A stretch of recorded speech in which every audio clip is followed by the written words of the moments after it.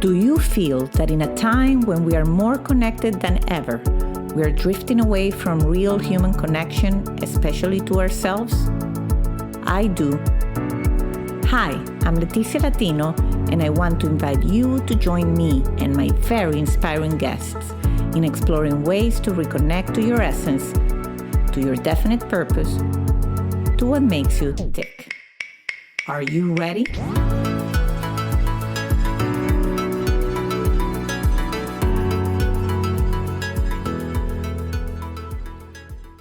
Hello, everybody, and welcome to a new episode of Back to Basics, Reconnecting to the Essence of You. My guest today is Rob Owen. He brings over 20 years of experience as an educator, school principal, author, and coach to his mission of reducing stress and burnout in classrooms.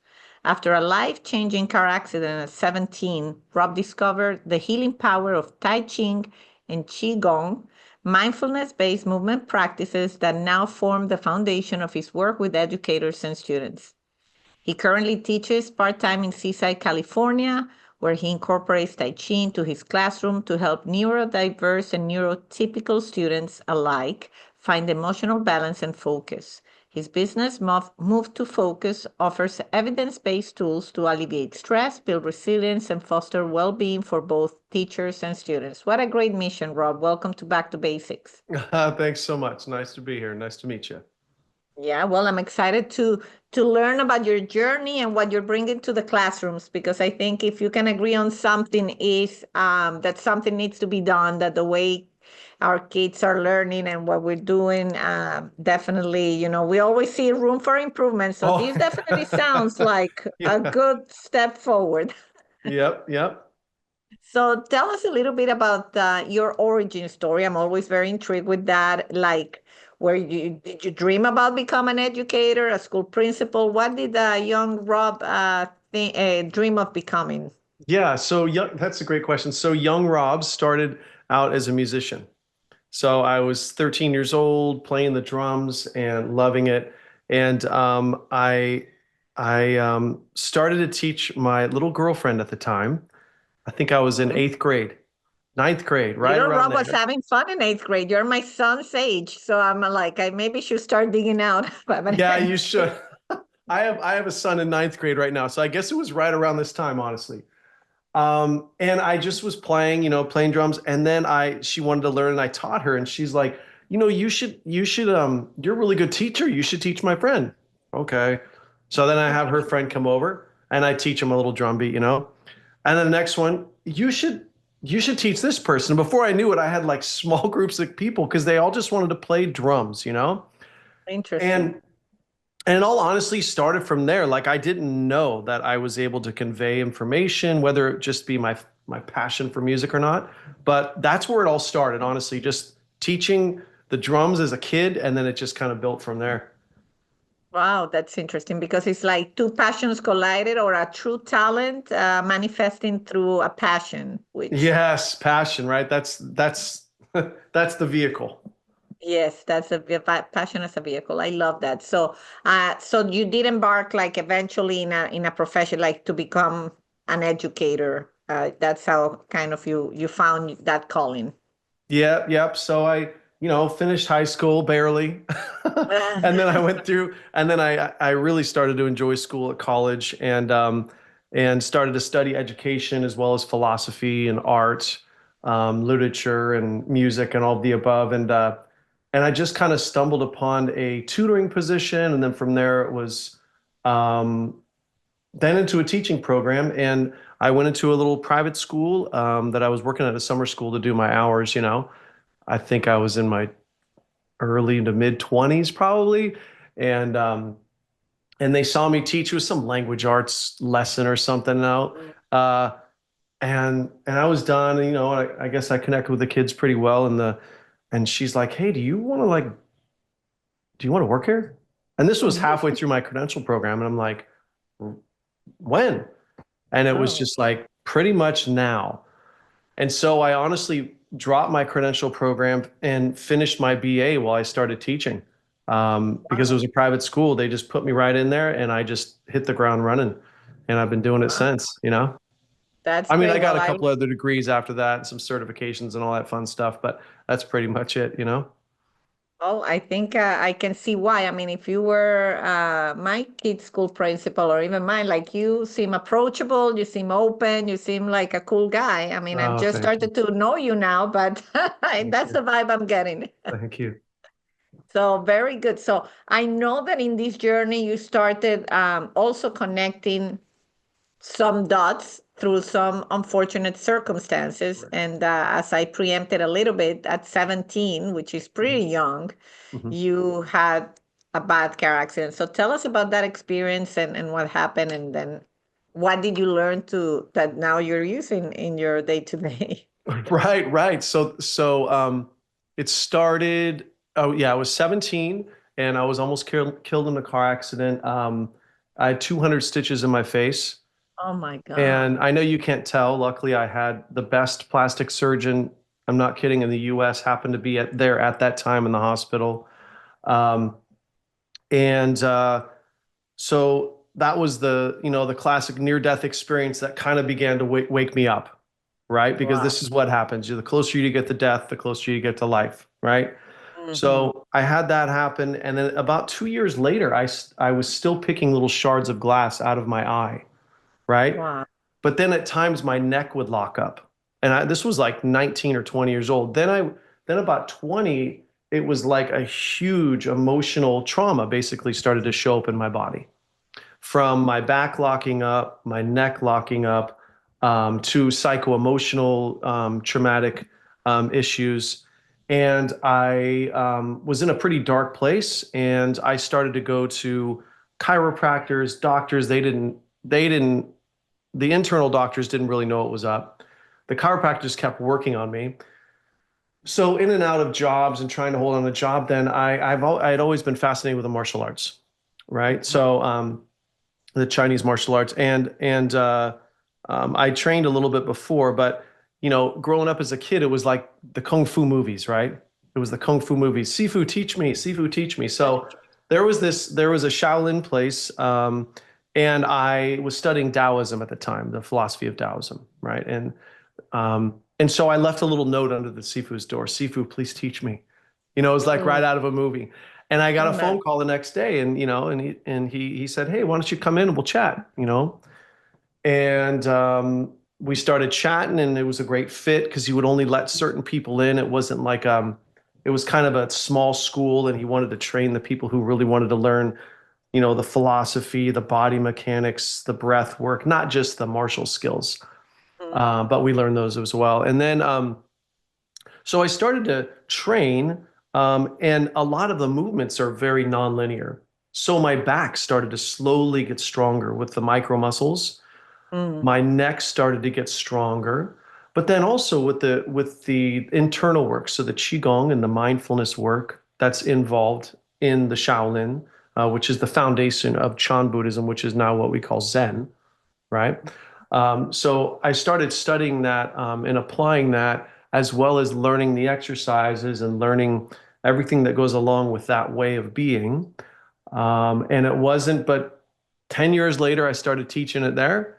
And it was like a wake up call. So at that time, of course, I had a day job, and I was teaching little people, right? I think I had a fifth, sixth grade class and a third, fourth. I think I was teaching reading back then. And every day I would have the kids, and this was before mindfulness was a thing, it was like, what is this guy doing some weird woo-woo stuff? And I was just like, yeah, it is backed in Zen, Chan Buddhism. But it's just, they're just going to learn to relax. That's all. It's Mhm. just relaxing. And I started to practice. So every morning, the kids would line up at the door, and I give them their knuckles, and they would walk in, and they'd sit down in the little step, and we would start with 30 seconds of just breath work. Focus on your breath, as simple as that.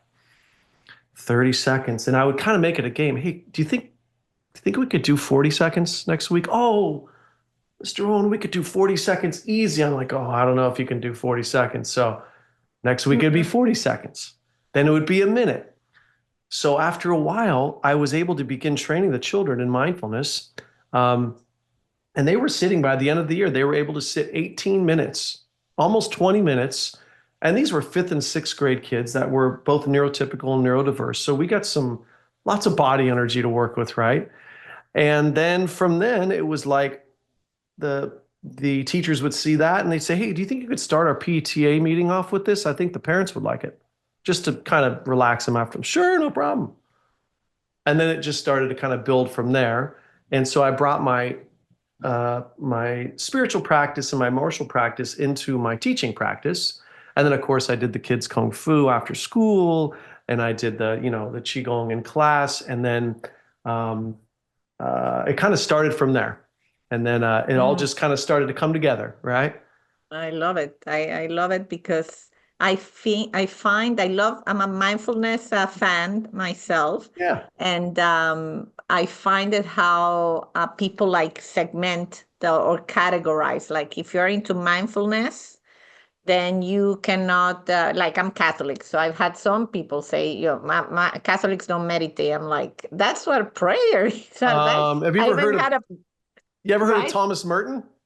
Yeah, of course, of I, course. I mean, you're going to tell Thomas Merton he didn't meditate? Come on. Yeah, I know. That's Yeah, that's the thing, but the people are so extreme, yeah, and I think there's blurry lines, and they don't care to be curious and investigate. And so for that, I have one of my favorite priests actually came on the show, and he cleared up like I say, Oh, that's wonderful. meditation is praying, and more you use it even for as a statement, right? But when you see say mindfulness and all these things, like it's all people like I'm on this camp or that camp, but you don't connect. And I think I'm with you, and I love that we need people like you that cross connect the dots Yes. so that we can all benefit from all these tools, because at the end of the day these are learning to relax, learning to breathe, learning to all these things are tools that we can give our kids so that when they become adults you have less burnt out, you have less of these other things that mental illnesses and all these things, because people don't have the tools to fight them. Yep. So this is fantastic. I love all of this. And so you actually at some point decided, or well, I know you still teach, but probably you decided to make it official. You founded your own company, which is called Move to Focus. Hmm. And so I guess with that you're trying to make impact. Talk a little bit about the mission of Move to Focus, and what's your goal?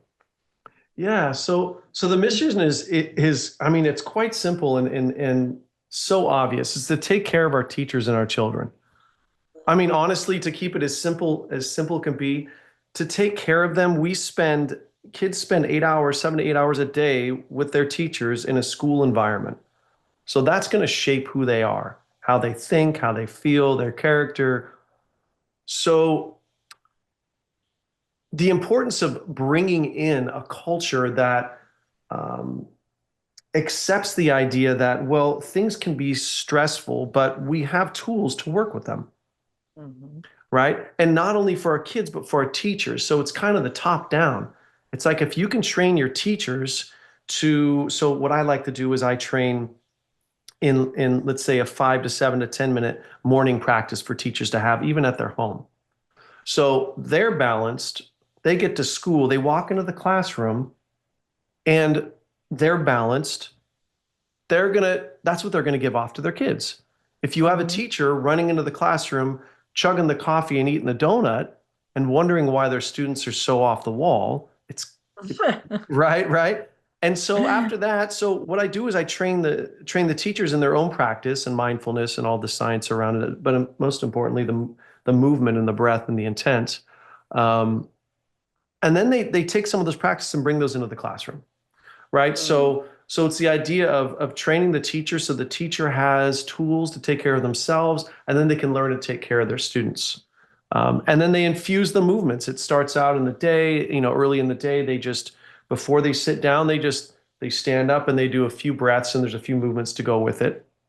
And Mhm. then they start their lesson, and depending on the teacher, maybe 20, 25 minutes in, they can have the kids stand up or just take a moment and sit back from their work, or these days from their screen, take a moment, whether it be a breath, or they can even get up and walk around, sit back down and go back to work. But the idea of to take care of oneself um, through mindful movement, because it centers you back into who you are. And by the way, on a side on a side note, I love your mission. What makes you tick?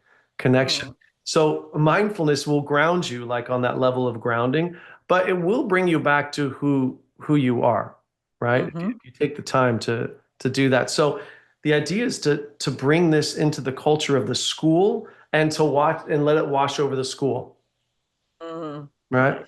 I think it's an amazing mission, and to your point, and thank you for the for noticing that. But it was many hours of mindfulness meditation for me to get to what makes me tick, and to get to, like, okay, maybe a podcast, inspire conversations, like to dig in deeper. But it's through that kind of practice, whatever the name. That's how we get as human beings, I believe, to like really dig deep into the what some call the inner game. What's our inner game? Yes. We focus so much on the outer game and what's in the outside, but we're forgetting that the inner game. And I think in schools, and I try to teach this to my kids too, it's like we are all focused so much on the standardized test, on the tick in the box, so that you have the perfect journey and the AP classes and all the, and it really scares me because I see it how the lack of focus to that inner work that needs to happen doesn't get done. And that's why I'm encouraged by listening about move to focus and these kind of initiatives, because that's how you bake them in. Yes, yes. And to know that the testing and the, and all the assessments and gearing them up for that, like if you step back and think about, well, one, the applicability of that knowledge, right, is quite limited. But then Mhm. the small portion of your being that you're using, you're developing and micro focusing on a single part, a very small part of yourself and your sense of and just cognition in and of itself, right? But if you broaden it out even to the idea of like, you know, the, you know, that's good to do. I don't want to come across as like I'm an anti-academic in the academic Mhm. world. I'm not. Yeah, for I a think principle. yeah, I mean, I think it's important to some extent, but if you base your whole idea of knowledge and intelligence on a test, that's an issue for me because you're not recognizing the different kinds of intelligence that we all have. For example, Howard Gardner's idea of the different intelligences, right? So most schools just deal with linguistic and visual knowledge, but they don't necessarily pay attention to musical knowledge, Mhm. body-based knowledge, existential knowledge, intrapersonal intelligence, interpersonal, intrapersonal intelligence. There's all of these different intelligences that are proven, but the ones that are measurable are the ones that Mhm. the most schools go after. Why? Because if you can't measure it, of course it doesn't exist, is the Mm. idea, Great point. which Yeah. is a big joke, right? Yeah. Yeah. Yeah. Because Yeah. we know the most important things in life are You cannot unmeasurable, measure. are Yes. unmeasurable, right? But Or they got untouchable. right, right, but they got to pay the bills and they got to Yeah. keep their system going. So there's validity to it in my way of thinking, but at the same time, it's very limiting. So if the child and the educator are able to step back, say, yeah, that's important, and we got to get our grades, and we got to get, but let's step back and see who and what is doing this, and how big that inner landscape is, and how we can grow that. Right, is where I like to kind of Mm. put my work. Right.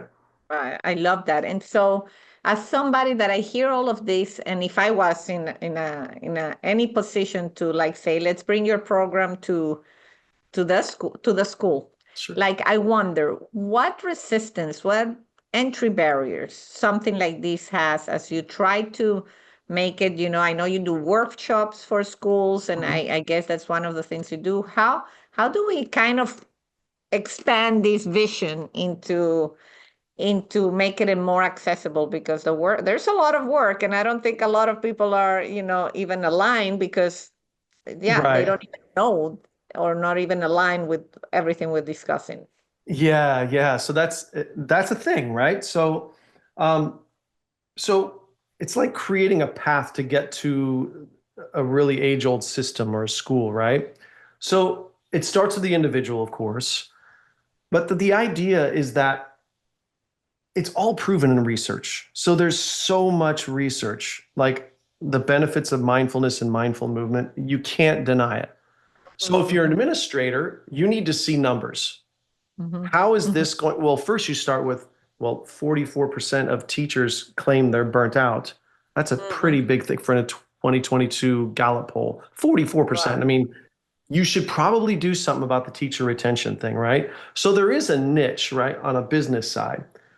I'm just living my passion and want to bring it to the teachers and the students.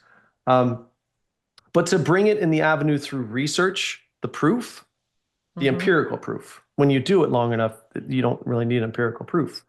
The other one is just through the idea of like, hey, have you heard of yoga? Because Mm-hmm. yoga is a lot more popular in getting into schools as well. There's a lot of programs, large companies that have got yoga into schools, and the kids and teachers are now practicing yoga. So it's kind of accepted, right? I mean, Mm-hmm. even to the point of like the icon of wellness is somebody sitting in like a, in like a some type of lotus position, or that comes from yoga, right? So that's already kind of, that way is already paved, right? So the Tai Chi and the Qigong is just as old as yoga, so it's an ancient practice from China, and it's more stand up. So you're standing up mostly. So that's a difference between yoga. Some yoga stand, sometimes you sit down, but both practices are 4,000 years old, right? Mm-hmm. And then from the Qigong came the Tai Chi, right? But that aside, I usually go into research first and then kind of bring in like, hey, are there any teachers that practice yoga? It's very similar to that. And that's kind of the avenue of getting in and talking about it, because there's an association that's needed by the administrator, or the teacher to say, well, what is this? And then for kids, I say, hey, you guys ever seen Kung Fu Panda? Mm-hmm. Yeah. Right? And the kids will, or you ever seen Avatar? So my students are like, well, yeah. And I'm like, you see how he does this? Yeah. Uh-huh. You want to learn that? Yeah.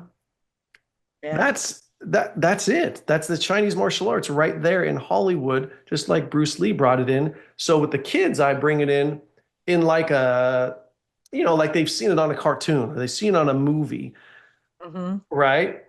So there's different ways to bridge the gap of kind of unknowingness about the practice. Mm. No, that's fascinating. It really is. That's why I mentioned, because as somebody that has embraced mindfulness, at least that part, I've done yoga or Yeah. haven't done Tai Chi, Yeah. but that you can tell like that would be my first thing. It's like, okay, there's gonna be people that are gonna say no, we don't do that, or with like dismiss without going in depth into the benefits of, because I do agree, like a lot of people, a lot of teachers are stressed out. I heard someone in the podcast a while back. It was a psychologist that says stressful parents raise stress kids. Yes. Stress parents raise stress kids. And I totally believe that's true also with the teachers. They spend so Absolutely, much time 100%. in the classroom. I've had a couple of circumstances where I've seen my child behavior completely change just because of the teacher they have, Mhm. because they spend so much like so much time there, and I see them becoming anxious, and I see them becoming something they're not, and I can tell how that is contagious. And Yep. so something like this where you also help the teacher, I think that's a great approach, actually. Thank you. Yes. And so, and I know you, in the work you do, you also mention, I mean, in the research I did, that you also help neurodiverse students and neurotypical students, but also I'm curious about, I'm big also on accessibility and just making sure that everybody has at least an equal chance to grow and Yes. learn. So tell us a little bit about that work. Wonderful. So a lot of, well, a lot of the students I work with are hyperactive or inattentive ADHD, Mm-hmm. right? And um, just to throw it out there, there's tons of research as well. Harvard did a lot of research on that, and you can find it on my website around the benefits of mindful movement for kids with ADHD, whether Mm-hmm. inattentive or hyperactive, also hyperfocus. So, so it kind of starts like addressing that, because we know that our schools, there's lots of kids, well, and teachers that are diagnosed or not, but the teachers aren't trained to work with that. Mm-hmm. What do teachers, I mean, I am, right? But there's a lot that they're fantastic teachers, but they're like, why won't this kid slow down? Why can't this kid finish a project? why are there executive functioning, why are there so many executive functioning issues? Well, like all of these things that point to a neurodiverse child that's not addressed, right? So this practice addresses that directly. When it comes to if there's any physical challenges, everything that I do can be done. There's basically three components. It's breath, movement, and focus, or breath, movement, and what we call yi, or intent, right? So wherever you put your mind, a lot of times in the beginning, you just put the mind on the breath and the body slowly moves, right? You can also focus your intent on your movement, and then you have your breath and your lower dantian, which is right about a few inches below your belly button. So if there's a child like I have two students that well, I got lots of stories. Let me see. I'll just choose one. So you can just do what I teach by sitting down, right? You can still do the body scan with the mind. You can still root your feet on the ground and focus on the ground. You can still raise your hands up and do this. And there's a lot of movements that you can do, as I move my hands in waves this way. They can still open and close their chest with their shoulders dropped. They can do all those things sitting down. So the difference is that there's not a better or worse art. Both yoga and Tai Chi and Qigong they're all beautiful in and of themselves. If there's a child that's overweight or an individual who's overweight, they probably don't want to get on the yoga mat because it's difficult to get up and down, right? So in the Tai Chi and the Qigong, you stand up or you're sitting down. Like that's the practice. There is sitting down Qigong, not as popular, but it's based standing up, right?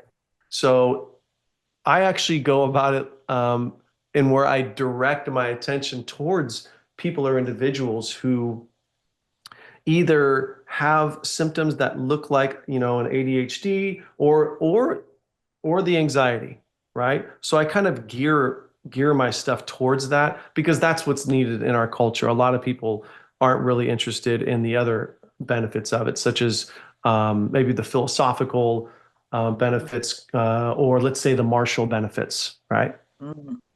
So interesting. And since you're more knowledgeable on this than most, but I hear, and again, as a young, a 10-year-old still and a 14-year-old, you hear a lot of parents like, in the past, you never heard anybody that had attention deficit disorder. Now everybody has it. Like I hear a lot of that's coming. So I'm interested in your take. It's always been there and before our parents didn't know about it, or is it the way we get tested? Maybe we have more because just whomever made the test. I don't know. I'm interested in hearing your take. Right. Yeah. My take, and this is just my take, is that we've had this thing that we call ADHD since day one. So a lot of the traits of a child with ADHD would be the person that we would want if we were in a small pack in the middle of nowhere, trying to defend ourselves and trying to be aware of where the food is. Like we would want that kind of person. Why? Because that person is very aware and very sensitive to what's going on around them on the outside. Their body is very active, so they can run for miles and miles, right? So they have a sensitivity, but then they also have a strong awareness of the external world. They have almost a hypersensitivity depending, right? A lot of them happen to be on the hyperactive ADHD, not the inattentive, but the hyper are the ones that are going to be body-based individuals. They're going to be physical. These are all leadership-based traits and characteristics. But when you put a human into a classroom for 7 hours to sit in a straight line and not to move, like that's not what we're designed to do. So, right? So I'm of the take that that some of these traits have always been there, and it's definitely okay. And it's up to the school system to begin to readapt to what's going on. I'm also of the take that technology does not help. I'm reading a book called ADHD Refocused. I'm not in affiliation with the author, but he's fantastic. I think he's an MD. Um, and he talks about the different aspects of, what's going on, but he actually calls it 80, he calls it 80 tech ADHD or ADHD tech or some, he almost says like his own kind that's just Category. coming from the feedback loop of the dopamine fix and the addiction and the fast moving things, like as that's creating almost a certain type or exacerbating, the Yeah. ADHD. But, and then the other part of me is that it really supports our pharmaceutical companies, Yeah. right? They Yeah. can make more Absolutely. money because they can sell more meds, right? So, Yes. so then let's just start diagnosing, right? Or Yeah. if we don't know how to work with it, let's just Yeah. start diagnosing. It's like a doctor who, like a lot of doctors don't train around diet and food. Mm-hmm. So Yes. they're not going to say that. Just take this pill, right? Or the doctors that, for example, when I had my son, but myself have ADHD. So we go into the office and I'm talking to the doctor. I mean, I got friends as doctors, love them absolutely. But the questions they asked to see if he had ADHD and the little thing that we filled out was ridiculous. Mm. And then, oh, Yeah. here you go. Here's your Ritalin. No, thanks. Or here's your Adderall. So I think Yeah. it's a mix. I mean, you can kind of see where I'm coming from. I think it's a mix, and I think that it can really be the ADHD is really ultimately a gift. It can be used. It's like I tell my students, it's like a superpower, right? You're most likely more creative than others. You're most likely more sensitive than others. You have an ability to hyper focus on your passions, right? Mhm. There's so many other traits. And so I like to go, instead of saying, oh, this child has ADHD and they can't sit still and they can't do this. Yeah, well, what are you doing about it? Mhm. How are you supporting this kid to be engaged in class? Right? Like these are traits, but I digress. I think that it has gotten out of hand. And for me, it's like, well, duh, like I've struggled with that. That's why I didn't do well in my K-12 experience. And I did really well in college because Mhm. I didn't want to do the stuff they're telling me to do. But when I could when I go to college and I could take classes in music or philosophy or, martial arts or, something physical, I was laser focused, never got higher grades in my life. Yeah. Yeah. Right. Yeah.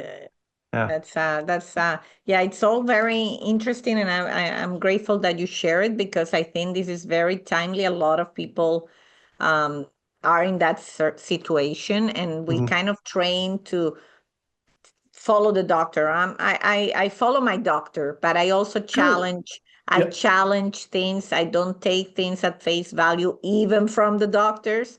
Yeah. I do my research, and I think we need to do more of that as human beings, Hmm.